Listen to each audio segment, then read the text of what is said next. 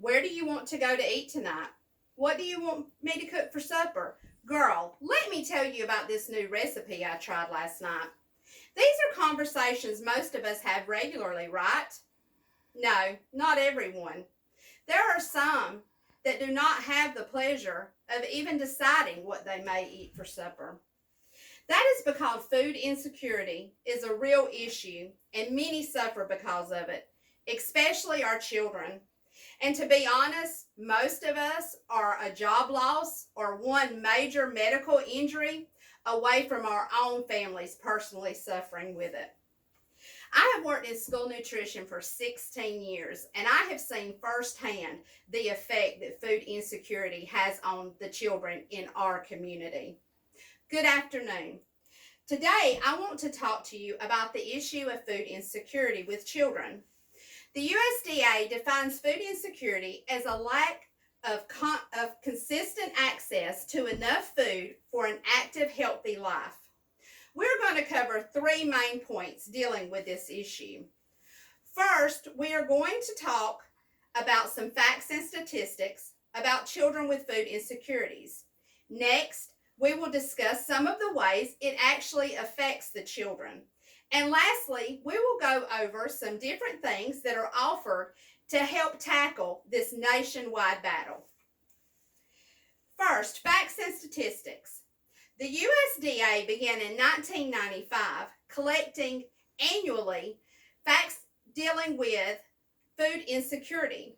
USDA in 2019 released that 13 million children, which is 18%, face food insecurity in the United States. Over 34 million families, or 10.5%, live in poverty level, and Feeding America in 2019 released that 1 in 6 children face food insecurity. If you don't think this is a real issue, the next time that you're at the grocery store, take a look around. Look at the little children around you. Count out 6 children and know that one of those 6 children are probably silently suffering from food insecurity. We live in the wealthiest nation, and it is insane that we have got children that are hungry. Next, let's discuss ways it affects our children. Feeding America in 2019 released an article that it affects, number one, their health. They're sick more often.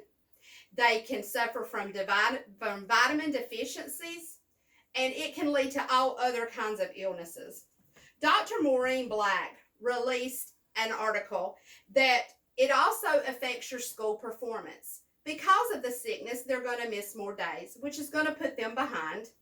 Also, it can mess with their temperament, their anger issues, and their focus. If your brain is not getting fed the proper nutrition it needs, you're not going to be able to learn. And it can also lead to emotional issues later on. Depression and anxiety in some cases can be linked to food insecurity. Now that we see this is a real issue, let's go over some things that are offered to help. The USDA works with the government to offer school breakfast, school lunch, after-school snack, and summer meal programs to students. The school lunch program was established all the way back in 1946. There are also federal programs, the SNAP program, formerly food stamps, and WIC program for pregnant mothers, infants, and children that are available to offer assistance to help people in poverty level to be able to purchase food that could help their children to not have to suffer from this food insecurity. According to the USDA in 2019, 55% of households that deal with insecurity participate in one or more of these federal programs. There are also local food banks and pantries available. Cause IQ in 2022 released an article that contained a list that has all the food banks in Georgia, we have 171 food banks and pantries available. And you can go to their website and they have a list of the ones that would be near your community. So if you had doubts before this and at the beginning of my speech, hopefully your eyes are opened. Our children are the future of America. We must fight to end hunger. How can you help, you might say?